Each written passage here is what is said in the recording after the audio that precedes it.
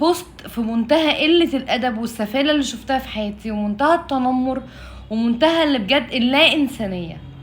يعني انا بوست والله العظيم من اكتر البوستات اللي شفتها في حياتي ما فيهاش اي انسانية، مليان تنمر، مليان عدم اخلاق.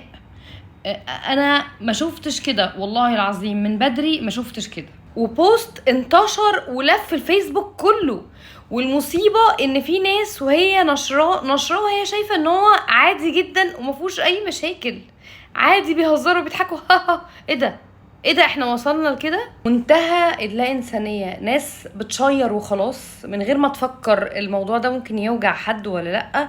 بوست شفته من شوية عن سلطان الطرب العربي، النجم الكبير قوي جورج وسوف، في حفلة صورة ليه محطوطة في لاي اوت مع النجم الجميل اللي كلنا بنحبه عمرو دياب، محطوطة في نفس اللاي اوت. وبيقول لك بص سلطان الطرب، حتى مش كاتبين سلطان الطرب طبعا، كاتبين بص جورج وسوف فين، وبص عمرو دياب فين، بص الفورمه هنا عامله ازاي، وبص فلان بقى عامل ازاي. ايه ده، ايه ده؟ هو احنا ممكن نعاير حد بمرضه؟ ممكن نعاير حد بتخنه؟ ممكن نعاير حد بان هو شكله اتغير؟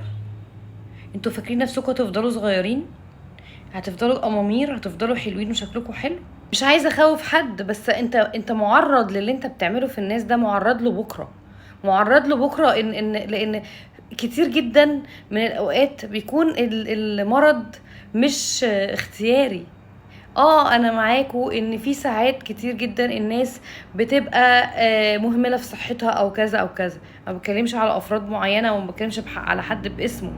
في فعلا ناس بتهمل في نفسها، وفي ناس بيجيلها امراض بشكل قدري. انت معرض لده وانتي معرضه لده. يلي بتشيروا البوست بتاع التهريج اللي على جورج وسوف وعلى شكله حاليا، القمر اللي لا يعيبه اي شيء، تاريخه هيقف له.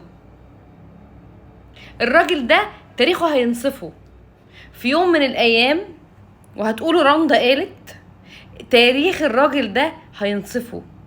اغانيه وصوته والطربي الجميل اللي الناس كلها بتحبه هتنصفه.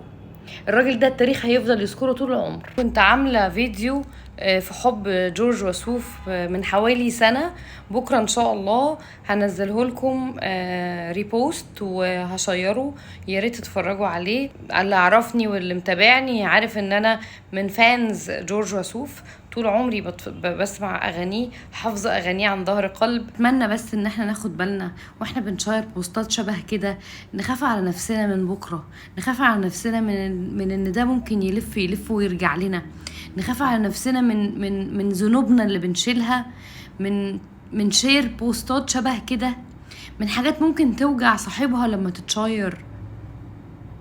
جورج وسوف انت سلطان الطرب، انا بحبك جدا وربنا يخليك لينا يا رب، وتفضل تمتعنا باعمالك، وتفضل انا اولا انت عارف كويس قوي تمام، وفي 30-40 بني ادم قالوا لك ان رندا البحيري عايزه تشوفك تمام.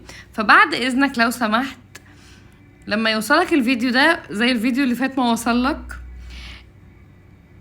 قولي بس انت فين، عشان انا عايزه اجي اتصور معاك من فضلك لو سمحت، اقعد مع حضرتك واتصور معاك واسلم عليك بليز. بحبك يا سلطان الطرب، ربنا يخليك لينا.